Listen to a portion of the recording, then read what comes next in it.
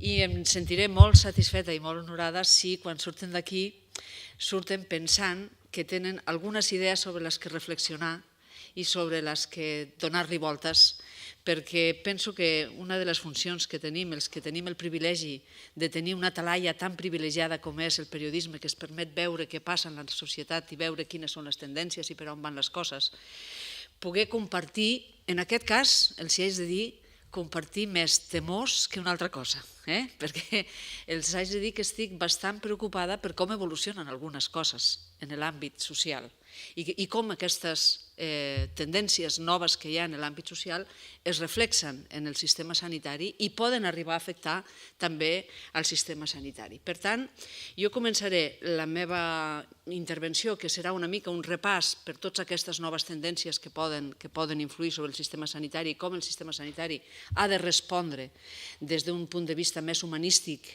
a les demandes de la ciutadania.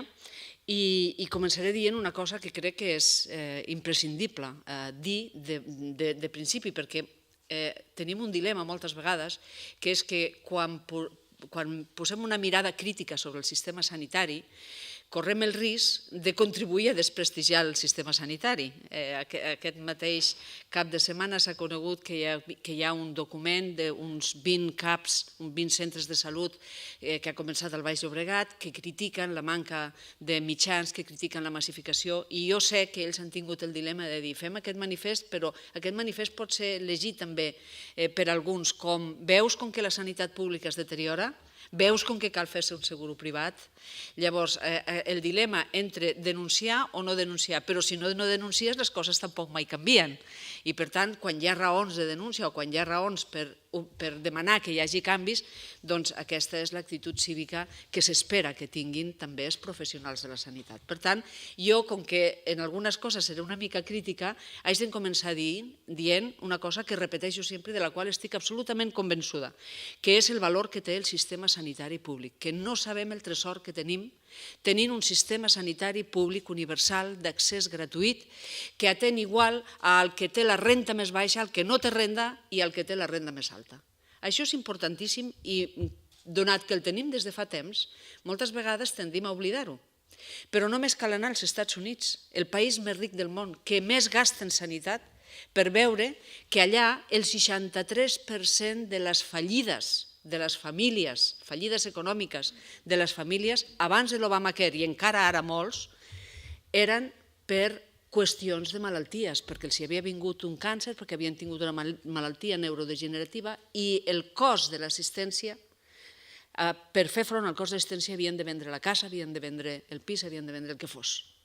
Per tant, això crec que és importantíssim perquè si no li donem valor a això, correm el risc de que quan algú intenti prendre aquest element de redistribució social tan important, doncs no sortim en defensa perquè ja no el valorem.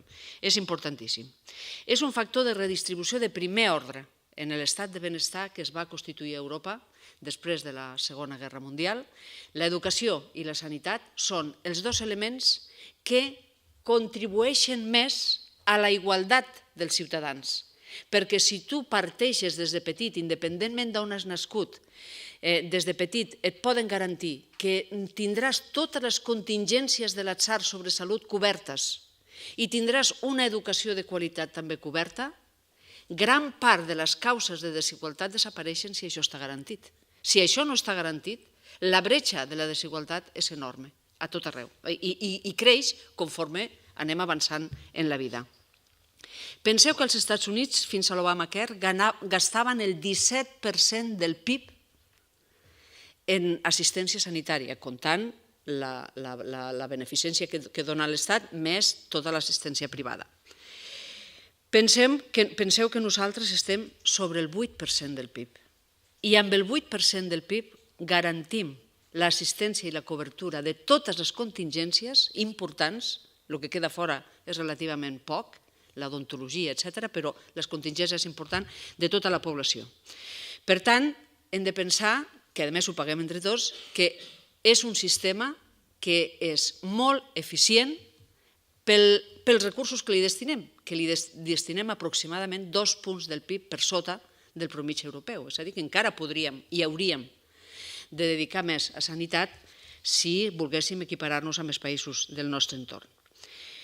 Però els sistemes sanitaris, i no només el nostre, tenen un problema que han d'afrontar uns reptes de sostenibilitat econòmica i també d'adequació a les noves demandes socials. I això és el que està provocant en aquests moments algunes disfuncions que hem d'estudiar, analitzar i veure com podem tractar, perquè són demandes socials canviants i creixents. I clar, el sistema sanitari moltes vegades no té la capacitat ni l'agilitat per respondre a aquestes noves demandes que venen d'una manera adequada. Llavors hauríem de veure com això es pot fer. No els dic res que no coneguin si els dic que precisament un dels reptes que té el sistema sanitari és el de la pressió assistencial.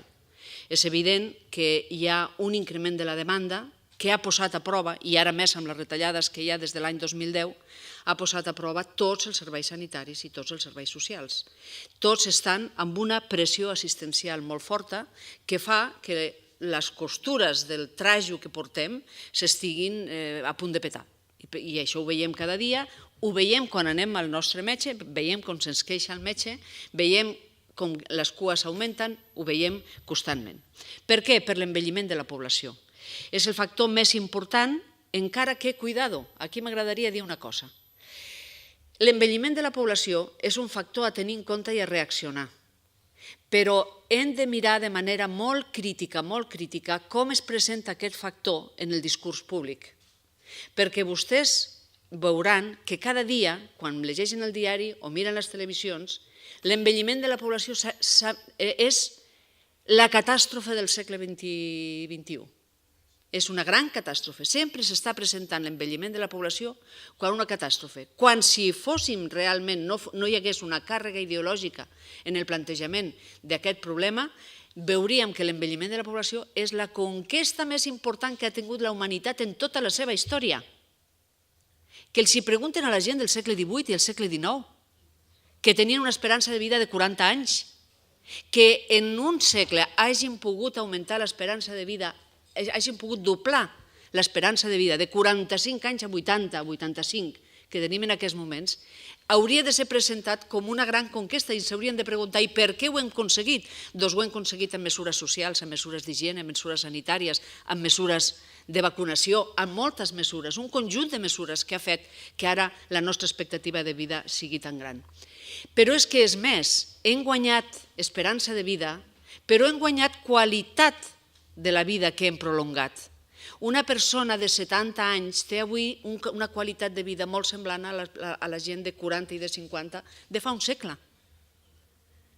Una persona de 70-75 anys està en condicions de produir com fa un segle estaven en condicions de produir des de 40. Sobretot si tenim en compte que en la nostra societat ja el treball manual ja no és el que fa la generalitat de la població, sinó que és un altre tipus de treball que té una demanda física molt menor. Per tant, però això no treu, dit això, no treu que sí que el sistema sanitari ha de preveure que segons dades de les previsions que té el programa de l'envelliment al Ministeri de Sanitat, dins de 15 anys hi haurà més d'1 milió de malalts amb demències. Aquest matí el doctor Camí ja ha explicat quin és el creixement exponencial d'aquesta patologia. Quan més envellim, més demències, per tant, més requeriment. Quin tipus de requeriment? Doncs el sistema sanitari ha de preveure i adaptar-se a aquest tipus de malalties. El 20% d'aquest milió estaran a Catalunya, 18-20%. Per tant, tenim la nostra part alíquota de tot això. Això es produeix, aquest augment de la demanda, que també inclou molts processos de cronificació de les patologies, perquè ara, afortunadament, la medicina permet controlar molts casos de càncer i de malalties que fa molt poc eren mortals, però que ara es controlen i, per tant, convertim a un pacient que hagués mort fa 4 dies, ara el convertim en un pacient crònic, però vol dir que convertir en un pacient crònic vol dir que s'ha d'anar atenent durant un període llarg de la vida, molt llarg. Probablement molta d'aquesta gent no morirà d'aquesta malaltia crònica, morirà d'una altra cosa, però aquesta patologia crònica que abans l'hagués matat, ara exigeix una resposta per part del sistema sanitari molt important. I no solament exigeix això, sinó que la gent arriba al sistema sanitari amb unes expectatives de que li podran resoldre qualsevol cosa que pugui tenir molt més grans que abans. Per què? Doncs perquè cada dia en els mitjans de comunicació veiem els grans miracles de la medicina. Jo mateixa, com a periodista, els haig de dir que he publicat uns quants d'aquests titulars que a mi mateixa em sorprenen, perquè jo recordo haver fet la primera informació que parlava del primer trasplantament de cor, el primer cor artificial, no trasplantament de cor, el primer cor artificial que permetia sobreviure a un dentista dels Estats Units. Algú de vostès se'n recordarà d'aquesta notícia. TV3 va passar una pel·lícula que no tenia res a veure perquè li posaven un cor i la gent pensava que el que havia passat és el que ensenyava TV3, que li posaven un cor a un senyor, un cor mecànic, veritat? El cor que li van implantar a aquell senyor, que es deia Harvick 7, era més gran que aquesta taula. I el senyor estava connectat en aquella consola per 24.000 tubos i no se'n podia anar naturalment de l'habitació perquè va sobreviure perquè era aquest això. Fa 5 anys va venir a Barcelona la doctora Doris Taylor, és de l'Institut de Massachusetts dels Estats Units. Ella i el seu equip van passar-nos una diapositiva que em vaig quedar garrativada. Havien agafat una rata, havien mort la rata, li havien pres el cor, l'havien buidat de cèl·lules somàtiques cardioblastos, que són el teixit del cor, havien agafat una cèl·lula d'aquesta rata, l'havien fet reprogramació cel·lular, que acabava d'inventar-se feia molt poc, és a dir, havien agafat la cèl·lula, l'havien fet retrocedir en el mecanisme evolutiu, de manera que passava a ser una altra cèl·lula pluripotent, i en el laboratori, en una placa de Petri, l'havien cultivat fins a tornar a fer cardioblastos. L'havien posat sobre l'estructura del cor i es va ensenyar la doctora Taylor com aquell cor començava a bategar. És el cor bioartificial. El cor bioartificial permetrà, no encara, però permetrà, construir i fabricar teixits. Ja s'ha implantat tràquees a pacients construïdes a partir de les cèl·lules del propi pacient, per tant, sense rebuig, sense cap problema d'assimilació d'aquest tipus de teixits. Això és una realitat i avui. Això és una realitat. Poso aquest exemple de com hem passat del cor artificial que no es podia implantar i que ha anat evolucionant a com canviem de paradigma i ara ja tenim enginyeria de teixits i la possibilitat bastant certa de que es pugui construir teixits adaptats a les característiques de l'ADN de cada persona i, per tant, sense rebuig. Clar, a un pacient que li diuen vostè no podem fer res més per vostè i ha llegit aquestes notícies, pensa, com és que si això ja és possible, que aquests miracles són possibles, com és que el sistema sanitari no pot fer per mi alguna cosa més? Llavors, aquesta propaganda que fem els mitjans de comunicació i en general la societat dels avenços que s'estan produint, moltes vegades els anunciem quan encara trigaran 10 anys en poder-se implementar en la gent, creen unes expectatives que fa que la gent vagi al sistema sanitari pensant que el sistema sanitari no fracassarà en el seu cas. I quan en el seu cas li diu, té un càncer que no té tractament, com pot ser que no tingui tractament el meu càncer si ara ja es cura el 65% dels càncers? Per tant, gestionar això és complicat. Gestionar això serà complicat perquè són unes grans expectatives i moltes vegades també falses expectatives, perquè la gent pensa o interpreta coses que en realitat no són encara realitat. El professor Eric Kassel, que és una eminència del Hastings Center de Nova York, deia que la pròpia medicina, amb el seu intent de vendre's, amb el seu intent de guanyar recursos, etc., ha contribuït en els seus plantejaments èpics i també amb els mitjans de comunicació com a aliats que aquest plantejament geogràfic creés falses expectatives i més dificultats per la frustració per part dels usuaris. Els usuaris, els metges, ara troben que els seus pacients entomen molt pitjor les males notícies perquè no consideren i sempre tenen el dubte de si en el seu cas no serà que el sistema sanitari no està fent suficient. Llavors, desfer aquesta idea per part del pacient és a vegades difícil pels metges que treballen.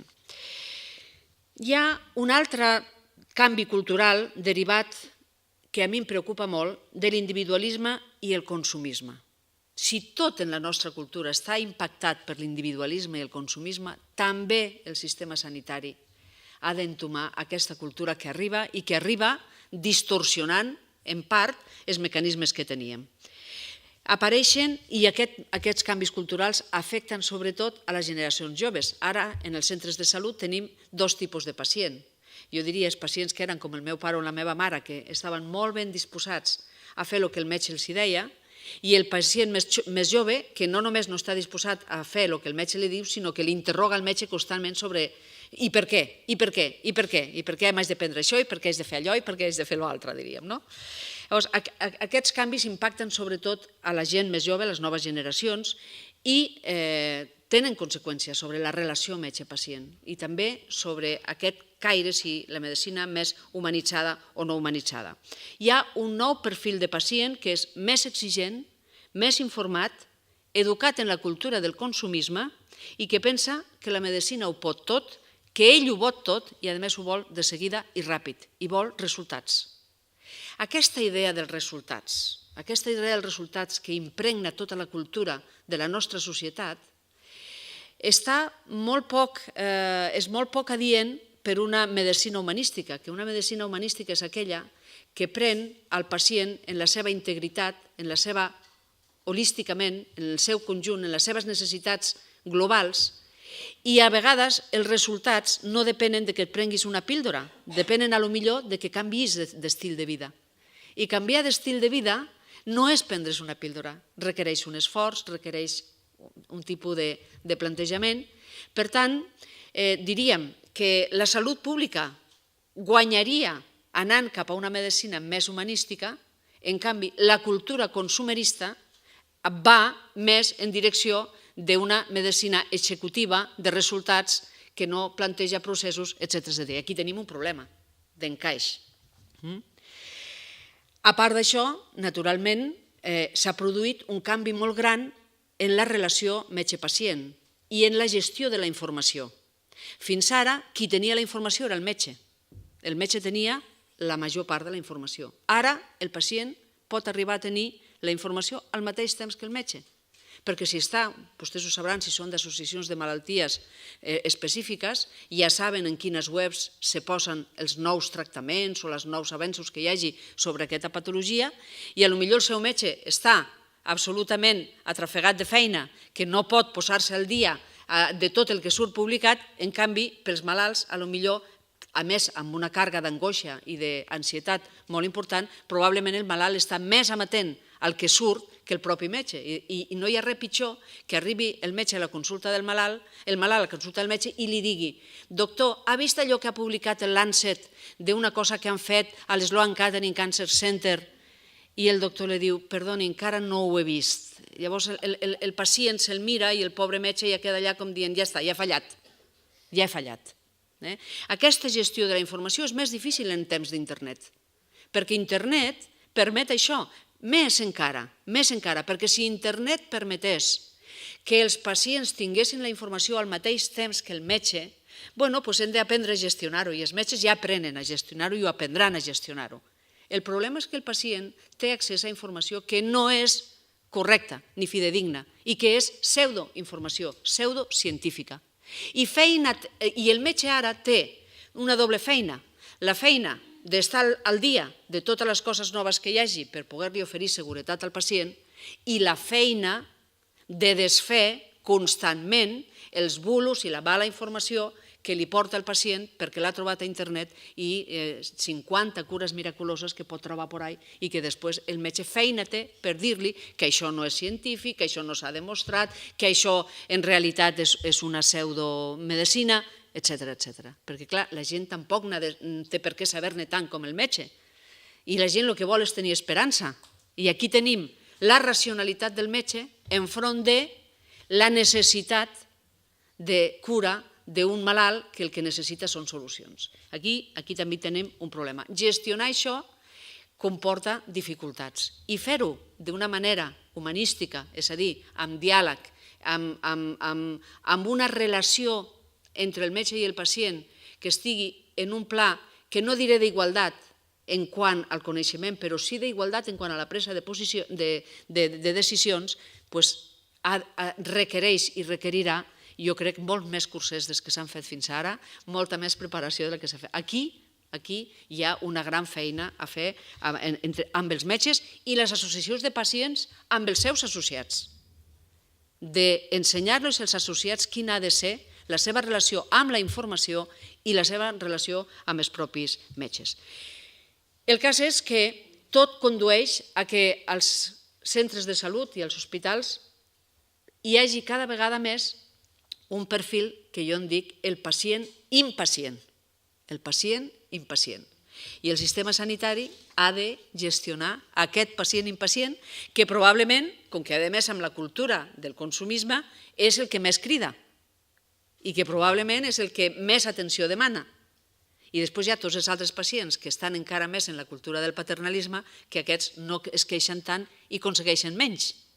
Perill que el sistema sanitari atengui més els requeriments del pacient impacient perquè és impacient i perquè crida més que les veritables necessitats dels pacients que col·laboren, que volen i que tenen una visió ajustada de la seva malaltia i de les expectatives que pot esperar del sistema sanitari. Gestionar això també serà complicat. Jo crec que aquí hem tingut i hem de fer una gran autocrítica al sistema sanitari. Hem contribuït a aquesta cultura des del propi sistema sanitari quan des de fa uns 10 o 12 anys o 15, inclús 20, ja passa el temps, va a sobrevolar tot el sistema sanitari com sobrevolava tots els altres sistemes econòmics, la mentalitat economicista. Vull advertir sobre això perquè jo crec que aquí es va fer molt de mal. És a dir, tot d'una vam sentir a parlar, fins llavors, quan parlaven dels hospitals i dels malalts, parlaven de pacients. Tot d'una vam començar a parlar d'usuaris. Els informes de gestió parlaven d'usuaris del sistema sanitari. Cuidado, no és el mateix un pacient o un malalt que un usuari, perquè un usuari és un usuari dels serveis sanitaris com podria ser un usuari de la Renfe o un usuari de qualsevol altre servei. Cuidado. Però és que no es van quedant usuaris. Al poc, perillosament, van començar a sortir informes que parlaven de clients i que els hospitals havien de competir uns amb els altres. Crec que això era molt nociu, perquè introduïa en el món de la sanitat un concepte economicista basat en els resultats i en l'eficiència i deixava de banda tota una sèrie d'intangibles que no es podien mesurar en aquests comptes de resultats i en aquests paràmetres en els quals es media l'eficiència d'un hospital o d'un centre. Quantes derivacions, quants dies d'ingrés, quants reingressos, tots aquests paràmetres que dictaven què era eficient en un determinat servei, impregnats d'aquesta cultura del resultisme, deixaven de banda tot l'altre. I tot l'altre què és? La satisfacció de l'usuari, la comunicació amb l'usuari, la connexió amb les necessitats de la població, les necessitats comunitàries, com avaluem les necessitats comunitàries, com posem en aquesta compte resultats el benefici extraordinari que és dedicar una infermera a parlar de nutrició amb els malalts o a portar-los a caminar perquè facin exercici amb els malalts. Sabem que això té un impacte sobre la salut comunitària i sobre la salut d'aquestes persones brutal, però això difícilment es podrà comptabilitzar en un abordatge de l'eficiència dels centres de salut estrictament economicista basada en paràmetres quantitatius, perquè és més difícil. I ha costat molt, i encara costa, introduir aquest tipus d'element. Per tal que jo crec, què volen els pacients? Jo he sigut pacient i els dic, què crec que volen els pacients? Que se'ls tracti com a pacients, que se'ls tracti com a persones, però no com a persones qualsevol, sinó com a persones que en aquest moment que anem a l'hospital o en el moment que anem al centre de salut, som unes persones que estem en situació de vulnerabilitat. No estem en la nostra situació de consumistes de béns. Estem en una situació de malaltia i una situació de malaltia comporta vulnerabilitat. I una bona atenció a una persona que està en una situació de vulnerabilitat requereix per part de l'altra el reconeixement d'aquesta situació de vulnerabilitat. No te poden tractar com si no fossis malalt i com si fossis un client més. Això és un gran... Perquè anem a veure, el client malalt, és que em tornaran la salut si me la prenen per un error diagnòstic? No. Per tant, què vol el pacient? Jo crec, primer, que se li reconegui en la dignitat de la seva condició de malalt. Això és fonamental. No estic parlant de paternalisme, cuidado, perquè hi ha hagut una tendència a dir que precisament perquè havien de fugir del tracte paternalista del metge que ho sap tot i ho fa tot en pro del malalt, te tracta d'aquesta manera paternalista. No, però la igualtat absoluta tampoc és real, perquè jo, quan vaig al metge, el que vull és que el metge sàpiga el que és millor per mi, perquè jo no puc saber-ho per mi mateixa. Ell ha estudiat per saber què és el que és millor per mi. I el que vull és que el metge es posi en el meu lloc i vegi què és el millor per mi i m'ho expliqui, i llavors jo decidiré. Però el que vull és aquesta relació amb el metge. Per tant, cuidado amb aquesta falsa plantejament de dir que el pacient és totalment autònom i, per tant, allà se les componga el pacient, allà ell amb les seves decisions. No, necessitem prendre decisions informades i orientades, no només informades, sinó també orientades, perquè el metge en sap més i hem de poder confiar en ell. Per tant, què volem? Volem poder confiar en un professional sanitari i això és molt important, tenir confiança. La confiança és l'element fonamental de la humanització de la medicina. Si no hi ha confiança no podem parlar d'una medicina humanista, no podem parlar, perquè sense confiança no hi ha res. Hi ha 50 o 60 estudis de l'Angela Coulter, que és una especialista del Picker Institute de Gran Bretanya, que ha fet estudis a tots els països, ha comparat països europeus, països nord, països del sud, països, gent gran, gent jove, de tota mena de pacients. I els seus estudis són boníssims perquè hi ha moltíssima informació, però sempre hi ha un element en comú. Què vol el pacient? A tota Europa, de totes les edats, el que vol, quan li pregunten de veritat què vol del sistema sanitari i com pensen que podrien tenir una medicina més humanista, diuen, volem, primer, cuidado, no ens equivoquem, no n'hi ha prou amb les sonrises, volem, primer, seguretat i competència. Això és el que volen els pacients, volen que els metges i el sistema sanitari sigui competent per la seva malaltia, que estigui al dia, que apliqui els tractaments que es requereixen i que són possibles i que estan a l'abast. Això és la primera. I que ho apliquen amb seguretat, és a dir, que no s'equivoquin, que optimitzin les possibilitats terapèutiques que ofereix la medicina. Però sobretot, per tant, que els donin les màximes oportunitats de cura, les màximes oportunitats terapèutiques. Però sobretot el que volen també és un tracte humà. Ho diuen de diferents maneres. Uns diuen que ens tractin com persones, un altre que ens reconeguin com a pacients, l'altre de 50 maneres, però al final és rebre un tracte humà.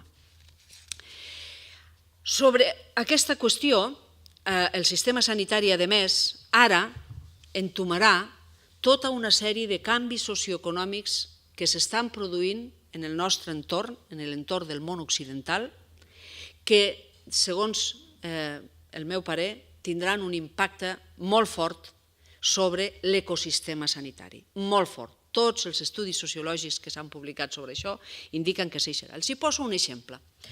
L'any 2008 vam publicar al diari El País un informe d'Holanda. A Holanda tenen un sistema de farmàcies que permet controlar molt bé i quantificar molt bé, i de fet utilitzen per tota mena d'estudis, en què es gasten, quina mena de tractaments es prescriveixen i qui pren aquests tractaments, en quines edats, en quines dosis, en quines freqüències, etc. És una mina de dades. Per tant, dona una gran seguretat jurídica a aquests estudis. Tot d'una, l'any 2008 van fer una revisió d'aquests estudis sobre medicacions infantils i van trobar que un de cada 3 nens prenien fàrmacs per la hiperactivitat. De cop tota Holanda s'havia tornat hiperactiva, un de cada 3 nens. Això era tremendo. Aquí també està passant, Aquí també està passant. Jo prenc aquest exemple per parlar d'uns canvis que no tenen només a veure amb això, sinó en moltes altres coses. L'estudi era amb 750.000 nens i joves d'entre 5 i 15 anys i el 34% tenien diagnòstic i tractament amb Ritalina o Concerta, que són els dos medicaments que receten per això. La incidència estimada, estem parlant de 34%, la incidència estimada natural seria d'un 5%, màxim 7%. Per tant, imagini's el sobrediagnòstic que hi ha d'aquesta patologia. Ràpidament tothom va pensar, seguint les teories del disease mongering, que és la promoció artificial de malalties per part dels laboratoris que tenen medicació, que fan moltes campanyes i aconsegueixen que no solament crear malalties noves que no existeixen, el síndrome de les piernas inquietes, l'agorafòbia, etc. L'agorafòbia existe, però no la fòbia social de la timidez, és a dir, la gent que té agorafòbia no són tímids, tenen alguna cosa més que timidesa, veritat? La timidesa com a patologia, diríem, etc. Vam pensar, com que han sortit aquests medicaments per a la hiperactivitat, l'acció dels laboratoris entre els psiquiatres és el que explica aquest increment. Òbviament, es van trobar dades que explicaven que s'havien fet molts congressos, molts seminaris amb els psiquiatres explicant per donar a conèixer a les escoles, entre els mestres, per donar a conèixer que era una hiperactivitat, de manera que molts mestres el nen que es movia ja el qualificaven d'hiperactiu, diríem. Bé, n'hi ha prou en que els laboratoris facin aquesta acció? No, no ens equivoquem. Hi ha disease mongering aquí, hi ha promoció de malaltia, hi ha promoció dels medicaments, d'acord, però un psiquiatre no recepta aquests medicaments a un nen si el pare del nen no l'ha portat a la consulta del psiquiatre. I per què el pare del nen el porta a la consulta del psiquiatre? Perquè és un pare aterroritzat per la idea que si el seu nen no va bé a l'escola i no treu els resultats que s'esperen del seu nen, per oportunitats en el futur poder competir en una societat tremendament competitiva, etc. Per tant, cuidado, perquè l'origen d'aquest problema està més en la por del pare, a la que el nen té, potser el nen el que té és una altra cosa, no té hiperactivitat, el que potser està fent és demanar l'atenció del pare i es porta malament perquè vol que el pare es fixi en ell, no? Però acaba amb un diagnòstic d'hiperactivitat i això és brutal. Bé, ara estem entrant en un món, en la cultura del nostre temps, basada en dos valors centrals molt perjudicials per la salut, molt perjudicials per la salut. Un és l'individualisme i l'altre és la competitivitat extrema. L'individualisme l'estem veient a tot arreu, és a dir, és un cert nihilisme. L'individualisme extrem porta a que cadascú pensi només en les seves necessitats, no prengui en consideració els processos col·lectius ni les necessitats col·lectives i pensi que ande yo caliente i ja està. És a dir, només em preocupa el que a mi em passi i jo haig de procurar, inclús s'ha teoritzat, aparentment, un buen altruismo empieza por el egoísmo. S'ha teoritzat que s'ha de ser primer pensar en un mateix i després ja pensarem en els altres. Bé, aquesta cultura del nostre temps basada en aquest valor ha sigut analitzada, i els recomano molt, un llibre de Daniel Cohen que es titula Nuestros tiempos modernos, perquè allí es veu molt com aquesta cultura va impregnant cada vegada més l'és. Daniel Cohen diu, en el segle XX, en l'època industrial, en la societat industrial, les malalties de la societat industrial quines eren? El mal d'esquena, l'asbestosis, els accidents laborals, els accidents de trànsit en itinere, tot aquest tipus de plantejaments. Quina és la malaltia predominant del segle XXI i de la societat que està entrant ara i que vindrà? L'estrès, l'angoixa, les crisis d'ansietat, les disfuncions mentals, persones que no s'adapten al requeriment d'aquesta segona característica que és tan important, que és la competitivitat extrema. Hi ha un altre llibre que també ho explica molt bé, que jo sempre el recomano, que és de Daniel Innerarity, un que es titula El futuro y sus enemigos. Aquí ho explica molt bé també quins són aquests canvis que portem. Diu Innerarity, quan pensem en el futur, no estem pensant en el futur en termes de confiança, com en els anys 60 o els anys 70. Els anys 70, o nosaltres mateixos, quan érem joves de 18 anys, el món no podíem fer més que guanyar. Fa poc va haver-hi una manifestació a París, que la pancarta dels estudiants deia «Volem viure com els nostres pares». Per tant, aquests joves no encaren el futur amb una sensació de potència, d'optimisme, encaren el futur amb una sensació d'incertesa, amb una sensació de por, no saben què passarà. I no diguem els pares, perquè ells encara, com que són joves i tenen les hormones que van tan a favor, fins i tot si tenen incertesa s'adapten molt fàcilment a la situació d'incertesa. Però els pares, que sabem què és el món que ve, encara patim més que ells. I això explica algunes de les coses que estan passant en política, per cert. Molt bé, el problema és que hem passat d'una societat que tenia un estat de benestar amb unes institucions que ens protegien davant de les contingències de la vida, i teníem un seguro sanitari, teníem un seguro d'atur, i teníem una pensió per la vellesa, i teníem una comunitat que en cas que ens anés molt malament podíem tenir una renta mínima d'inserció, podíem tenir moltes altres coses. Estem passant a una altra cultura en la que tot això no està clar que estigui garantit i, per tant, el factor por i el factor incertesa s'està instal·lant en les nostres vides d'una manera bastant continuada. Encara, fixeu-vos, d'aquesta crisi, què n'ha sortit de l'última crisi econòmica que hem viscut? N'ha sortit una idea molt clara. Ha sortit la idea de que el pensament de que el progrés és una línia sempre ascendent i cap amunt i que les conquestes socials que s'han aconseguit no són reversibles perquè la població les defensarà i no se les deixarà prendre, això el que estem veient és que això s'ha trencat. És a dir, el progrés no és una línia sempre ascendent i cap amunt i la gent es deixa prendre coses que no s'hauria de deixar prendre. Podem pensar com és que la gent, en un sistema democràtic basat en el vot de les majories, pot arribar a votar opcions que van tan clarament en contra dels interessos d'aquestes majories. Aquest és el gran dilema que tenim en aquests moments a Europa i que tenim en molts altres llocs. Per tant, aquesta percepció de la realitat que tenim, de que les coses potser no aniran a millor, sinó que poden anar a pitjor, i el que hem conquerit potser ho perdrem, això crea una inseguretat de fons, un malestar de fons, que no és que aparegui cada dia, però va fent un rum-rum en les persones i un rum-rum sobretot també en els joves. Està clar que la necessitat d'adaptar-nos a condicions extremadament canviants exigeix una predisposició mental d'adaptació molt gran i no tothom té aquesta capacitat d'adaptació. I la gent que no aconsegueix adaptar-se a aquests entorns tan canviants acaba somatitzant. I no solament fa crisis d'angoixa, també fa mal d'esquena, com a expressió d'aquesta angoixa.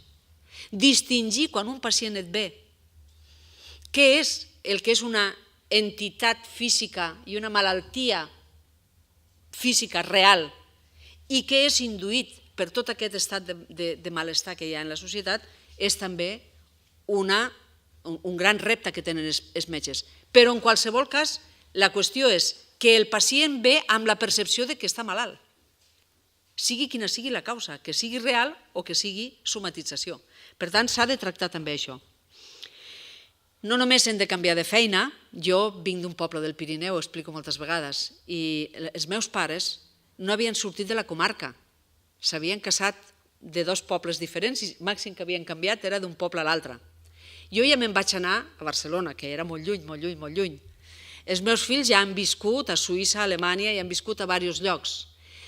El meu pare va viure tota la vida treballant primer de pagès i després a una central hidroelèctrica. Jo porto ara 41 anys treballant a la mateixa empresa, soc una rara avis total. Els meus fills saben, molt probablement, que no només canviaran de ciutat, de continent i de país, probablement canviaran d'empresa moltes vegades i probablement també hagin de canviar de professió, cosa que requereix una capacitat d'adaptació molt més gran. I no saben on acabaran la seva vida. Això està clar que no ho saben, en principi, diríem, no? Què diu? Això exigeix dos valors molt importants, un és la flexibilitat i l'altre és la mobilitat. Penseu quantes vegades sentiu en els treballs que es fan de sociologia les virtuts d'un bon professional, que sigui flexible i que tingui capacitat de mobilitat. Però a qui li interessa la flexibilitat i la mobilitat? Li interessa al treballador o li interessa a l'empresa que prefereix poder disposar d'ell avui a Sevilla, demà a Singapur, demà a un altre lloc? Llavors diu Bauman, Zygmunt Bauman, que ha mort fa poc, que és un gran sociòleg i que a mi m'encanta, diu: què s'entén per flexibilitat? Diu, flexibilitat en els temps d'avui no és només la capacitat d'adaptació a una situació canviant, és la disposició a canviar de tàctiques i d'estils en un no-res, a abandonar compromisos i lleialtats. Fixeu-vos els canvis que hi ha en tot això, lo volàtil que és la política, per exemple, lo volàtil que són les preferències dels electors. Abandonar compromisos i lleialtats sense penediment i córrer al darrere de les oportunitats segons la disponibilitat del moment, en comptes de seguir les pròpies preferències consolidades, en comptes de tenir idees fortes. Què és el que jo vull? Quina és la societat que jo vull? El valor que hem canviat, el paradigma del segle XIX i del progrés, entre comilles, com allò que quina societat volem construir i jo com contribueixo a crear aquesta societat, la societat que ve és inevitable i com m'adapto jo a aquests canvis que són inevitables. Quan d'inevitables no en tenen res. Quan no són tan inevitables com es diuen que serien, diríem, no? Bé, tots aquests canvis comporten, naturalment, hi ha, a més, una cultura de la urgència, tot s'ha de resoldre ràpid, tot s'ha de, diríem, preveure, tot s'ha de preveure, quan hi ha moltes coses en la vida que no són previsibles i que et venen de cop i que t'has de preparar per el que et pugui venir. Innerarity diu, produïm una dinàmica social de la urgència on tot és exigible immediatament i l'espera resulta especialment irritant. Pensem en els centres de salut, pensem en les llistes d'espera. Es tracta d'un individu dominat per el desig de satisfacció immediata, intolerant davant de la frustració, perquè, clar, ha fet molt de sacrificis adaptant-se i sent flexible. Llavors, la contrapartida que vol és que se li resolguin ràpid totes les coses, diríem, no?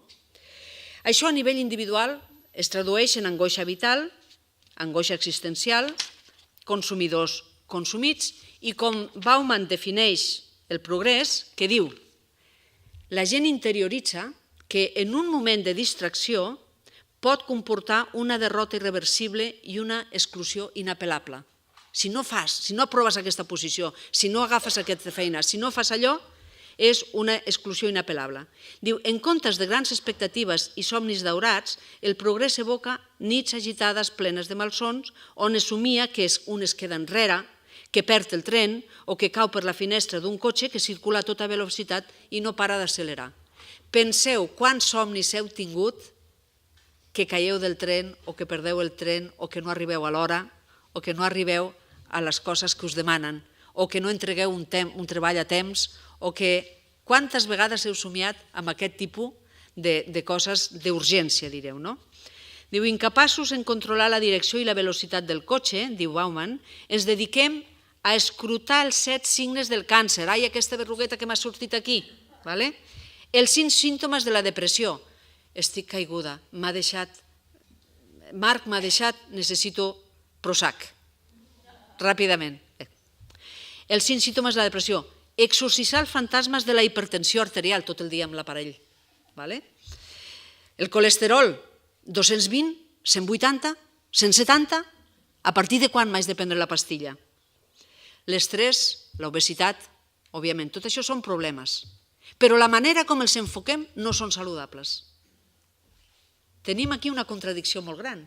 És evident que hem de combatre l'obesitat, però la manera com tractem els obesos és una manera poc saludable. Més us diré, al Comtat de York, a Gran Bretanya, els gerents de l'àrea sanitària de York han decidit que els pacients obesos i fumadors no se'ls operarà immediatament, sinó que s'operaran un any després, se'ls posarà un any d'espera i no se'ls operarà si no baixen de pes i no deixen de fumar. Fixeu-vos, aquesta decisió ja s'ha pres. Què vol dir això? Vol dir que es tendeix a culpabilitzar el pacient per la seva entitat patològica. I és veritat que molta gent menja mal, i és veritat que hi ha obesos pels mals hàbits, i això ho hem de combatre. Però cuidado com ho combatem, perquè una medicina humanística no pot culpabilitzar al pacient d'aquelles coses que no depenen del pacient. Més diré, fins i tot els que mengen malament moltes vegades no depenen d'ell, perquè quina casualitat que l'obesitat estigui fonamentalment en les capes de renta més baixa. I quina casualitat que les rentes altes tingui la gent un pes ideal, semblin figurins de revistes de moda i no tinguin i facin exercici perquè poden pagar-se un gimnàs amb un trainer personal. Quina casualitat. L'obesitat avui és un símptoma, un signe de pobresa en molts països. I no vol dir que la gent que menja malament mengi malament perquè vol menjar malament. No podem culpabilitzar aquestes mares que no saben cuinar perquè ningú les ha ensenyat a cuinar i que potser compren menjar cuinat perquè el menjar fresc és més car moltes vegades que el menjar cuinat. Per tant, si volem incidir sobre l'obesitat, hem d'incidir sobre els factors culturals que fa que hi hagi gent que menja malament i no culpabilitzar a la gent que menja malament. Fixeu-vos quina tendència hi ha en aquesta qüestió. Som el que mengem, però també el que pensem. I, per tant, si volem incidir en una medicina més humanística, en les condicions de salut de la gent, haurem de pensar en les condicionants socials de la salut. Els condicionants que fa que la gent tingui una determinada patologia. I per gestionar això, una de les coses que s'ha de revisar i que és molt important és, primer, com se relaciona el sistema sanitari amb la comunitat, com els centres de salut, com el sistema sanitari coordina, participa i impulsa programes de salut comunitària, implicant a la gent en la consecució d'aquests programes, i una cosa importantíssima que penso que és la gran assignatura pendent del sistema sanitari, la gestió dels temps. Aquí tenim un problema molt gran. Uns serveis sanitaris saturats de pressió assistencial no poden donar als pacients allò que els pacients més necessiten, que és temps per la consulta i temps per la comunicació, temps per sentir-se escoltats. Fixeu-vos, crec que el sistema sanitari s'ha de preguntar, i la gent que estimem el sistema sanitari públic, i la gent que defensem el sistema sanitari públic, ens hem de preguntar per què tants joves, universitaris, joves i no tan joves, cuidado, universitaris, cultes, que tenen un bon nivell de formació, que saben què és la ciència i el mètode científic, se'n van a les medicines alternatives. Medicines alternatives que no han demostrat eficàcia terapèutica. Per què? Perquè probablement busquen en aquestes medicines allò que el sistema sanitari no els dona, que és temps, escolta, comprensió, una visió holística del pacient, no pensar en la malaltia, sinó en el pacient que té diverses malalties, i no només té diverses malalties, sinó té un entorn, uns problemes socials, una situació que ve amb el pacient i les seves malalties a la consulta del metge i que, per tant, incideix en la seva salut. Temps és el més important, temps i treball comunitari entre associacions de pacients, entitats sanitàries i l'autoritat política, que és la que ha de facilitar aquest trànsit. Pensaran que això són bons desitjos. No. Si es parem a pensar com treballem aquestes qüestions, farem molt per la defensa d'aquesta joia tan important que tenim, que és el sistema sanitari, i que no podem deixar de cap manera que se'ns prengui. Gràcies.